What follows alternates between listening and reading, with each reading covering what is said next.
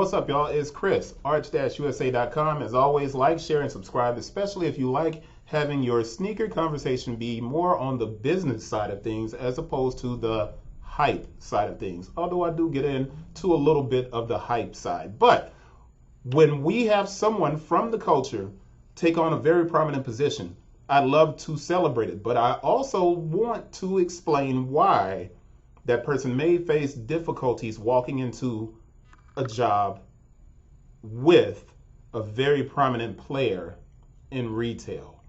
So what am I talking about? You see it over here to the side. Lady Ehsani is now the new women's creative director at FootLocker. So what I did was I decided to break it down with a few questions over here to the side. Usually I have my logo over there, but I don't. I have a few questions, and the first thing I'm going to start with right here is Melody is dope. She's dope. If you haven't heard of her, she's collaborated with a ton of different people in entertainment and in fashion. And she's collaborated with almost all of the brands, I think. But what I want you to see, and what's important here, is as the new creative director, she's going to be bringing this type of flavor to FootLocker. And this is Melody's website. I'm going to put it down here in the description so you guys can check it out. But dude, when you go through the website, it's fly. You're talking like 80s, 90s, B-girl looks. I mean, the big hoop earrings, you can't even get away from that. You throw back to LL Cool J and all of the different songs where he talked about that stuff. And I said she, and he's bigger than I am, and now I'm going to feel like he might find me. Anyway, Melody has created a fantastic brand. Did she need FootLocker? No, Melody did not need FootLocker. FootLocker needs Melody. And this is why they've made a lot of poor decisions when you begin to look at the women's side and FootLocker, Footaction, Champs, East Bay, Kids FootLocker, Lady FootLocker. Now, I need to say Lady FootLocker because if you guys have followed the website, you know I've written a whole lot about FootLocker. So let's dive into what I think is probably the most important aspect. I'm not even going to skip. I'll go ahead and do number 2, which is limited release works sometimes. When we look at Melody, we know that she has drops with brands that are selling for ridiculous prices in resale. But that works sometimes in limited release. It's not that she's going to be able to walk into the door, and I hope I'm getting her pronoun right. I apologize if I'm not. When she walks into the door at FootLocker, she's got a lot of work to do because this isn't a collab with Jordan Brand on a Jordan 1 that's going to be extremely limited and therefore the price ramps up. This is going to be a play with a general release market unless they do small drops. However, bringing Melody in as a creative director should not be something that's only considered for the idea of doing limited release because we know that limited release doesn't work all of the time. If we look at the Anna Wintour, Vogue, right, release of the Air Jordan 3, and then if we can go back through a lot of different drops, it's not guaranteed that you're going to sell out of a shoe simply because it's limited. That means that although Melody creates a dope, setup of apparel and fashion, she does these amazing sweats, streetwear is her forte. Just because she does that doesn't mean that they're going to drop it in FootLocker and it's going to sell well, because we know for a fact and this is 2018, only 2 years ago at one point, the Air Jordan 1 Low and OG Shadow Bread, they were on sale at the Nike clearance for $49.99. Air Jordan 6, that shoe shouldn't even come out. Nike makes mistakes. Nike does some things very well, but just because something's a Jordan or just because something's limited doesn't mean that it's going to sell out. This Vogue pack was at the Nike factory store for $89.99 in every color. So limited release does not protect you. So let's go back to what we were saying about Melody working with FootLocker and the fact that she's going to have an extremely difficult job. And that is because women over here are better shoppers. I've known this for a very long time. I've explained it over and over again. But here is an article, and I'm going to put it in the description so you can go and click on it and read it. And this is about the rise of women's footwear initiatives that started in 2018 when all of these brands was like, we're going to cater to women. I wanted to remind everyone out there that FootLocker had Lady FootLocker And here's the crazy thing.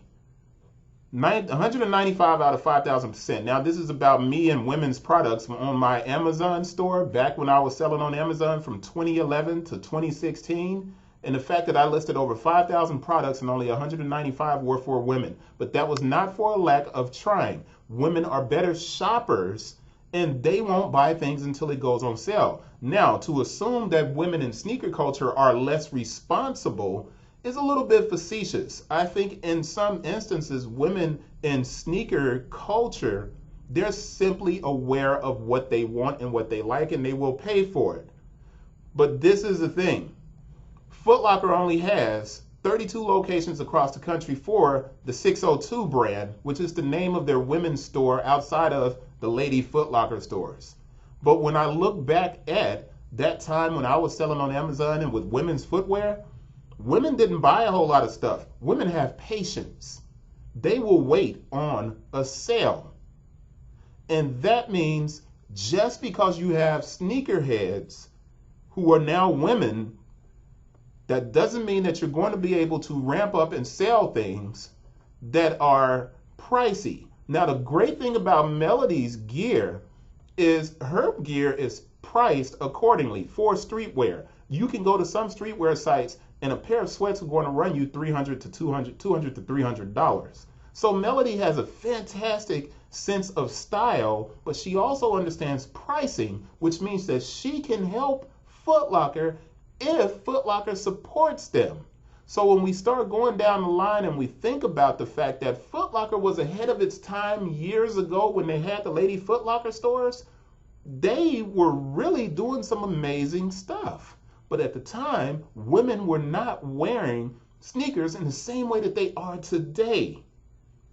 So when we think about Foot Locker being ahead of its time, they can possibly recapture some of the things that they were doing when they started to close down all of the Lady FootLocker stores. So what we're looking for is the fact that women are at a point where they're not afraid to wear their workout gear from the workout place to work to the store. They are wearing more sportswear. But think about this, and I'm going to end it on this one. Will Foot Locker really support ME? I'm asking that question because if you go to a Foot Locker tomorrow, and I'm asking you to do this if you want to, and you can watch this video 2 years from now, and I don't think it's going to change. Go into any Foot Locker, the women's section is about 4 panels. That's 1, 2, 3, 4 shoes, maybe 7 panels. The women's wall in Foot Locker is 7 panels. The men's shoes and kids' shoes take up probably 100 panels. Foot Locker doesn't even carry women's clothing. Footaction does not either. Champs does not either. Where exactly will they put the line that Melody creates? Now, we recognize that she makes things that are unisex, so she can sell, and she can sell to men, she can sell to women, she can sell to everyone. She's very good at what she does. But will Foot Locker support her with in-store merchandising, with the opportunity to talk about the method of make, the process? I hope they do, because this is a good move and Foot Locker needs it because they are trending down in sales and revenue. Go look at the stock and go look at the last quarter. Big shout out to Melody. Hopefully she kills it and she gets the opportunity and she's supported. I will see you guys on the next one. Enjoy your weekend. Well, I mean, if you're watching this months from now, it won't be the weekend. Appreciate you guys. Like, share, subscribe. Peace.